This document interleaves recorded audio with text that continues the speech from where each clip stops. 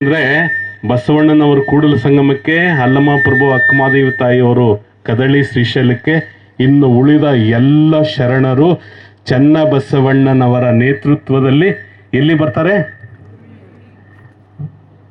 ಅಷ್ಟೇ ಅಲ್ಲ, ಇಲ್ಲಿ ಒಬ್ಬರನ್ನ ಬಿಟ್ಟು ಹೋಗ್ತಾರೆ, ರೇಚಯ್ಯ ಶರಣರು ಬಿಟ್ಟು ಹೋಗ್ತಾರೆ. ಅಲ್ಲಿ ಇದೆ ನಮ್ಮ ಉಳುವಿ ಶಿವಪುರದ ಕಡೆ ಗುರುಮೂರ್ತಿ ದೇವಸ್ಥಾನ ಅಂತ ಈಗ ಇತ್ತೀಚೆಗೆ ಕರೀತಾರೆ. ಅದು ಈ ನೀವೇನ್ ಕುಂತಿರಲ್ಲ, ಈ ಭಾಗ ಕೇಳ್ತಾರೆ. ಉಳುವಿಯ ಪೂರ್ವ ದಿಕ್ಕಿನಲ್ಲಿ ಇಳಿಜಾರ ಗಂಪರಂಗಳ ಮಧ್ಯದಲ್ಲಿ ಮೂಕನಂದದಲ್ಲಿ ಕರುಣಿ ಬಸವಣ್ಣ ಚನ್ನಬಸವಣ್ಣ ಬಂದು ನಿಲ್ಲಿಸ್ತಾನೆ. ಇದೇ ಭಾಗ ಕೇಳ್ತಾರೆ. ಮುಂದೆ ರೇಚಯ್ಯ ಮತ್ತು ಸಂಗನು ಇರುವ ಮುಂದಣ ರಂಗಮಂಟಪ ಶರಣರ ಆಟಕ್ಕೆ ಕುರುವಾಗುತ್ತೆ. ಶರಣರು ಮುಂದೆ ಎಲ್ಲರೂ ಬರ್ತಾರೆ. ಶರಣರು ಜನನ ಮರಣ ವಿರಹಿತರು. ಯಾರು ಅಂದ್ರೆ ಬ್ರಹ್ಮ ವಿಷ್ಣಾದಿ ದೇವತೆಗಳಿಗೂ ಸಾವುಂಟು ಎಮ್ಮವರು ಸಾವನರಿಯರು.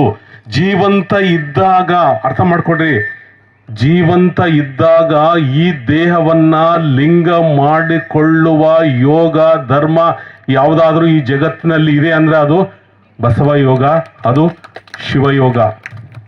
ಜೀವಂತ ಇದ್ದಾಗ ಈ ಪಂಚಭೂತಗಳಿದಾವಲ್ಲ, ಈ ಕರಣಗಳು, ಎಷ್ಟು ಕೋಟ್ಯಾಂತರ ಕರಣಗಳಿದಾವಲ್ಲ, ಈ ದೇಹವನ್ನ ಲಿಂಗ, ಈ ಕರಣಗಳೆಲ್ಲವೂ ಏನಾಗಬೇಕು, ಲಿಂಗ ಕಿರಣಗಳಾಗಬೇಕು. ಈ ದೇಹ ಬಯಲಾಗಬೇಕು. ಯಾವಾಗ ಸತ್ತ ಮೇಲೆ ಐಕ್ಯವಲ್ಲ, ಜೀವಂತ ಇದ್ದಾಗ ಐಕ್ಯ ಆಗಿತ್ತೋ ಇಲ್ಲೋ. ಎಲ್ಲ ಶರಣರದು ಬಾಡಿ ಬಯಲಾಗಿತ್ತೋ ಇಲ್ಲೋ. ಉದಾಹರಣೆ ಹೇಳ್ರಿ, ಅಲ್ಲಮ್ಮ ಪ್ರಭು ಬಾಡಿ ಹೆಂಗಿತ್ತು, ಬಯಲು. ಎಲ್ಲಿ ಸಿದ್ದರಾಮೇಶ್ವರ ಹತ್ರ ಅಲ್ಲಿ ಸೊನ್ನಲ್ಲಿ ಹೋಗಿ ಎಲ್ಲಿದ್ದಾನೆ ನಿಮ್ಮ ಒಡ್ಡರಾಮ ಅಂತ ಕೇಳಿದ್ರು, ವ್ಯಂಗ್ಯ ಹಾಡಿದ್ರು. ಅವ್ರು ಸುಮ್ ಬಿಟ್ರ, ಕೊಡ್ಲಿ ಆರೆ ಕಲ್ಲಿಗೆ ತಗೊಂಡು ಹೆಸ್ತರು ಹೊಡೆದ್ರು. ತಾಗಿದ್ವ ಅವ್ರಿಗೆ? ಆ ಕಡೆ ಹೆಸ್ತರಿಗೆ ಈ ಕಡೆ ಬಿದ್ವು, ಈ ಕಡೆ ಹೆಸ್ತರಿಗೆ ಅವ್ರಿಗೆ ಬಿದ್ವೆ ಹೊರತು ಅವ್ರಿಗೆ ಬೀಳ್ಲ ಇಲ್ಲ. ಬಾಡಿ ಏನಾಗಿತ್ತು, ಲಿಂಗ ಶರೀರ ಆಗಿತ್ತು. ಹಂಗಾಗಿ ಪ್ರತಿಯೊಬ್ಬ ಶರಣರು ಅಷ್ಟೇ. ಅಲ್ಲಿ ಎಳೆಯೂಟೆ ಶಿಕ್ಷೆ, ನೀವು ಬರೀ ಜನಪದ ಸಾಹಿತ್ಯ ಅಷ್ಟೇ ಓದ್ಬೇಡ್ರಿ, ಎಲ್ಲ ಸಾಹಿತ್ಯವನ್ನ ಎಕ್ಕಿ ನೋಡ್ಬೇಕು. ಎಳೆ ಊಟೆ ಶಿಕ್ಷೆ ಹಿಂಗೆ ಎಳಿತಾ ಇದ್ರೆ ಅಲ್ಲಿ ಬಯಲಾಗಿ ಇನ್ನೊಂದ್ ಕಡೆ ನಿಂತ್ಕೊಂಡು ನಗ್ತಿರ್ತಾರಂತವ್ರು ಶರಣರು. ಆಮೇಲೆ ಭೂಮಿ ಬಿಟ್ಟು ಅಂತರದಲ್ಲಿ ಬಾಡಿ ಹೋಗ್ತಾ ಇರುತ್ತೆ. ಅಂದ್ರೆ ಪಂಚಭೂತಗಳು ಸಹ ಶರಣರಿಗೆ ಶರಣರಿಗೆ ಎದುರ್ಬೇಕವು. ಯಡಿಯೂರು ಸಿದ್ದಿಂಗ್ಲೇಶ್ವರು ಹಿಂಗೆ ಒಳೆ ದಾಟ್ಬೇಕಾದ್ರೆ ಏನಾಗ್ತಿತ್ತು ಒಳೆ ದಾರಿ ಬಿಡ್ಬೇಕು. ಪಂಚಭೂತಗಳು ಟಚ್ ಇಲ್ಲ. ಅಲ್ಲಿ ಮೋಳಿಗೆ ಮರಾಯ ಕಟ್ಟಿಗೆ ಒಯ್ಬೇಕಾದ್ರೆ ಕಟ್ಟಿಗೆ ಹೆಂಗಿತ್ತು, ತಲೆಗೆ ಟಚ್ ಇಲ್ಲ ಕಟ್ಟಿಗೆ. ಅರ್ಥ ಮಾಡ್ಕೊಡ್ರಿ, ಶರಣರು ಅಂದ್ರೆ ಯಾರು, ಲಿಂಗಾಂಗ ಸಾಮರಸ್ಯವನ್ನ ಪಡೆದಂತ ಶರಣರು. ಅದಕ್ಕೆ ಎಲ್ಲ ಶರಣರು ನಾವು ಮತ್ತೆ ಹುಟ್ಟಿ ಬರ್ತೀವಿ ಅಂತ ಹೇಳಿದಾರೆ. ಯಾವಾಗ ಹುಟ್ಟುತ್ತಾರೆ, ನಾವು ಬಯಲಾಗಿ 770-80 ವರ್ಷಕ್ಕೆ ಅಂತ ಹೇಳ್ತಾರೆ ಅವರು. ಅವ್ರು ಬಯಲಾಗಿದ್ದು 1196ರಲ್ಲಿ ಪ್ಲಸ್ 770-80 ಅಂದ್ರೆ 1966-76-86 ಈ ರೇಂಜ್ನಲ್ಲಿ ಶರಣರು ಹುಟ್ಟಿದ್ದಾರೆ. ನಿಮ್ಮ ಎಲ್ಲ ಡೇಟ್ ಆಫ್ ಬರ್ತ್ಗಳು ನಮ್ಮ ವಕೀಲರಿದ್ದ ಹಿಡಿದು ಎಲ್ಲ ಡೇಟ್ ಆಫ್ ಬರ್ತ್ ಬೇಕಾದ್ರೆ ನೋಡ್ರಿ, 66ರಿಂದ 86 ಒಳಗೆ ಇದಾವೆ. ಶರಣರು ಆ ಟೈಮಲ್ಲಿ ಹುಟ್ಟಿದ್ದಾರೆ. ಶರಣರ ಹುಟ್ಟು ಬೇರೆ, ಅವರು ಸ್ಪ್ರೆಡ್ ಆಗೋದು ಬೇರೆ. ಸರಿಯಾಗಿ ಅರ್ಥ ಮಾಡ್ಕೊಡ್ರಿ ಕಾಲಜ್ಞಾನವನ್ನ. ಹುಟ್ಟು ಬೇರೆ, ಬೂದಿ ಮುಚ್ಚಿದ ಕೆಂಡದಾಗ ನಾವೆಲ್ಲ ಇರ್ತೀವಿ.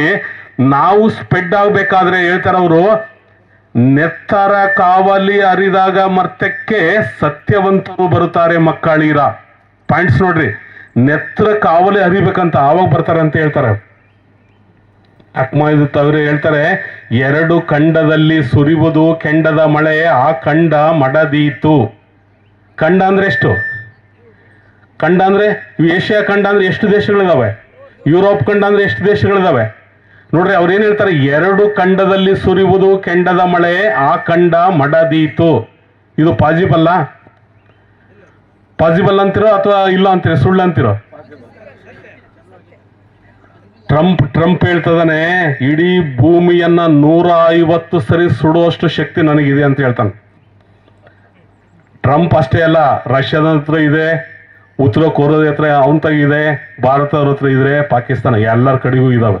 ಯುದ್ಧ ಆಡ್ಬೇಕಂತ ಇಲ್ಲ, ಬರೀ ಬಟನ್ನು. ನಡೀತದ ಇಲ್ಲ ಯುದ್ಧ? ನಡೀತದೆ ಇಲ್ಲ, ಏನ್ ಬೇಕಾದ್ರೂ ಆಗ್ಬೋದು. ನೀಲಾಂಬಿಕೆ ತರ ಹೇಳ್ತಾರೆ, 4 ದಿಕ್ಕಿನ ಮೂಲೆ ಏಕಾಗಿ ಅದರಿತು. ಜ್ವಾಲಾಮುಖಿ ಹೇಳ್ತಾ ಇದ್ದಾರೆ, ಯುದ್ಧ ನಡೀತಾ ಇದೆ. ಕೊನೆ ಸೂಚನೆಗಳನ್ನ ಹೇಳ್ತಾರೆ ಕಾಲಜ್ಞಾನದಲ್ಲಿ, ಕೊನೆ ಸೂಚನೆಗಳನ್ನ. ಚಂದ್ರ ಸೂರ್ಯ ಗ್ರಹಣ ಒಂದೇ ಮಾಸದಿ ಬರಲು ತಂದೆಯನು ಕಂದ ನಿರಿದಂದು ಬಂದೀತು ಪ್ರಳಯ ಸರ್ವಜ್ಞ. ಚಂದ್ರ ಸೂರ್ಯ ಗ್ರಹಣ ಒಂದೇ ಮಾಸದಿ ಬರಲು ತಂದೆಯನು ಕಂದ ನೀರಿದಂದು. ನಡೆದಿದೆ ಇಲ್ಲೋ ಘಟನೆ?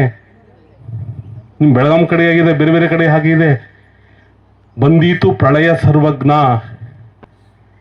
ಇದು ಜಸ್ಟ್ ಈ ಒಂದು 15 ದಿವಸದಲ್ಲಿ ಆಗಿದೆ. 2 ಗ್ರಹಣಗಳು ಆಗಿದ್ದಾವೆ.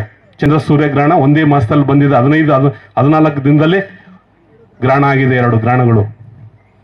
ಮತ್ತೆ ಬೇಸಿಗೆಯ ಬಿಸಿಲಲ್ಲಿ ಬೀಸೀತು ಬಿರುಗಾಳಿ, ದೇಶ ಮಂಡಲವ ಮುಸುಗೀತು ಸುವಿ, ಮೋಸ ಮಾಡಿತು. ಅದು ಆಗಿದೆ, ಜಸ್ಟ್ ಇದರಲ್ಲಾಗಿದೆ. ಆಮೇಲೆ ಪಶ್ಚಿಮ ದಿಕ್ಕಿನಲ್ಲಿ ಧೂಮಕೇತು ಮೂಡೋದಾಗಿದೆ. ಸೊ ಈ ಎಲ್ಲ ಆ್ಯಂಗಲ್ಸ್ ಅನ್ನ ಅವ್ರು ಹೇಳ್ತಾರೆ, ಕೊನೆ ಸೂಚನೆಗಳನ್ನ ಹೇಳ್ತಾರೆ. ಯಾವ ಟೈಮ್ನಲ್ಲಿ ಏನ್ ಬೇಕಾದ್ರೂ ಆಗ್ಬೋದು. ಆದರೆ ಉಳಿಯುವ ತಾಣ ಉಳುವಿಯಿಂದ ಬೆಳಗಾವಿ, ಉಳುವಿಯಿಂದ ಬಂಕಾಪುರ, ಉಳುವಿಯಿಂದ ಸೊರಬ, ಇದು ಸೇಫೆಸ್ಟ್ ಝೋನ್. ಭಕ್ತಾದಿಗಳೆಲ್ಲ ಈ ಕಡೆ ಹೋಗ್ರಿ ಅಂತ ಹೇಳ್ತಾರೆ ಅವರು. ನೀವು ಕೇಳ್ಬೋದು, ಬೀದರು ನಮ್ ಬಸವ ಕಲ್ಯಾಣ ನಾವು ಬಹಳ ಅಭಿವೃದ್ಧಿ ಮಾಡ್ತಾ ಇದೀವಿ, ಅದು ಸೇಫೆಸ್ಟ್ ಅಲ್ವಾ? ನೀವು ಕಾಲಜ್ಞಾನಗಳ 1000 ಪುಟಗಳ ಕಾಲಜ್ಞಾನ ಎಕ್ಕಿ ನೋಡಿದ್ರೆ 1 ಪಾಯಿಂಟ್ಸ್ ಇಲ್ಲ ಅಲ್ಲಿ. ಆ ಭಾಗದ ಹೆಸರುಗಳೇ ಇಲ್ಲ. ಅವ್ರು ಹೇಳ್ತಾರೆ, ಬೀದರ್ ಕಡೆಗೆ ಉತ್ತರ ಭಾರತದ 18 ರಾಜ್ಯದ 9 ಕೋಟಿ ಜನ ಬೀದರ್ ಕಡೆಗೆ ಬರ್ತಾರೆ. ಅಲ್ಲಿ ಕೋಟೆಯ ಕಲ್ಲುಗಳು, ಬೀದರ್ ಕೋಟೆಯ ಕಲ್ಲುಗಳು ಒಲೆಗುಂಡಿಗೆ ಸಾಕಾಗಲ್ಲ ಅಂತ ಹೇಳ್ತಾರೆ ಅವರು. ಹಂಗಾಗಿ ಇದು ಸೇಫೆಸ್ಟ್ ಝೋನ್. ನಾನು ಪದೇ ಪ್ರತಿ ವರ್ಷ ಹೇಳ್ತೀನಿ, ಈ ಜಾಗದ ಕಡೆಗೆ ಲಕ್ಷ್ಯ ಕೊಡ್ರಿ.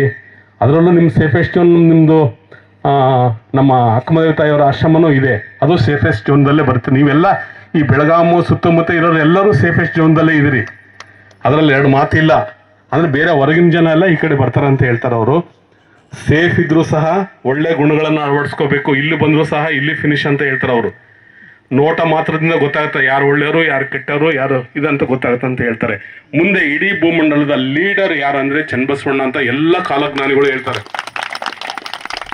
ಭಾರತ ದೇಶದ ಒಬ್ಬ ಗುರುವಿನ ಹ್ಯಾಂಡ್ ಓವರ್ನಲ್ಲಿ ಇಡೀ ಭೂಮಂಡಲ ಆಗುತ್ತೆ. ಆ ಗುರು ಶರಣ ಅಂತ ನಾಸ್ಟ್ರಡಮಸ್ ಹೇಳ್ತಾನೆ. ಶರಣ will be chief of the world ಅಂತ ಹೇಳ್ತಾನೆ ಅವನು. ನಮ್ಮ ಎಲ್ಲ ಕಾಲಜ್ಞಾನಿಗಳು ಮುಂದಿನ ಲೀಡರ್ ಚನ್ನಬಸವಣ್ಣ ಅಂತ ಹೇಳ್ತಾರೆ. ಹಂಗಾಗಿ ಆ ಪರಶಿವನ ಅವತಾರ ಚನ್ನಬಸವಣ್ಣನವರು